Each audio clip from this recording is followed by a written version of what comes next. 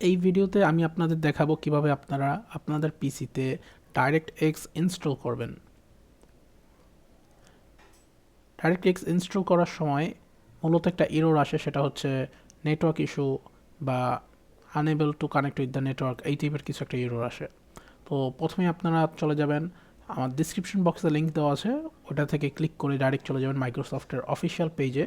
এই পেজটাতে আসবেন এবং যেভাবে আমি স্ক্রিনে ইনস্টল করছি সেভাবে ইনস্টল করবেন। আমি অলরেডি ডাউনলোড করে রেখেছি, তারপর আমি আরেকবার ডাউনলোড করছি আপনাদের দেখানোর জন্য। ভিডিওটা স্টেপ বাই স্টেপ ফলো করুন।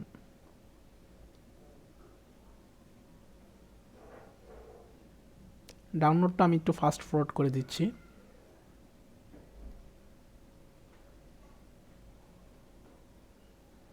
ডাউনলোড শেষ হওয়ার পর ওপেন ইন ফোল্ডারে ক্লিক করবেন, তারপর ডাবল ক্লিক করে এটাকে রান করবেন।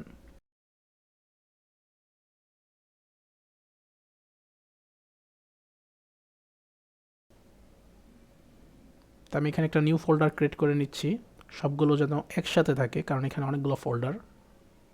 ডাবল ক্লিক করবেন, ইয়েস, তারপর ব্রাউজ করে ফোল্ডারটা সিলেক্ট করে দেবেন যেখানে আপনি ইনস্টল করতে চান বা ফাইলটা রাখতে চান, ইনস্টল না।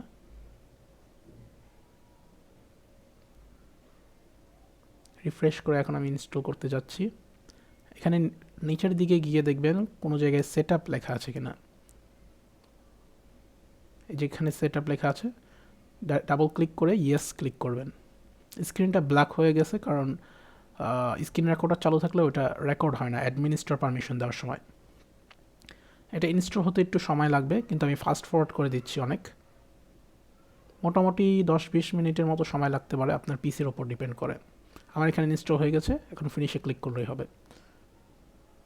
আমি এটা আপনাদেরকে চেক করে দেখিয়ে দিচ্ছি। এর আগেও আমার কাছে ইনস্টল করা ছিল, কিন্তু আমার শুরুতে ওই প্রবলেমটা আসতেছিল, যার জন্য আমি ভিডিওটা আপনাদেরকে দেখিয়ে দিলাম যে কীভাবে এটা ফিক্স করবেন। সেই কমান্ডটা দিয়ে সার্চ বারে কমান্ডটা দিলেই সাথে সাথে এই টুলটা ওপেন হয়ে যাবে। এখান থেকে দেখতে পাচ্ছেন ডাইরেক্টএক্স 12 দেওয়া আছে আমার। চ্যানেলটি সাবস্ক্রাইব করতে ভুলবেন না। Thanks for watching.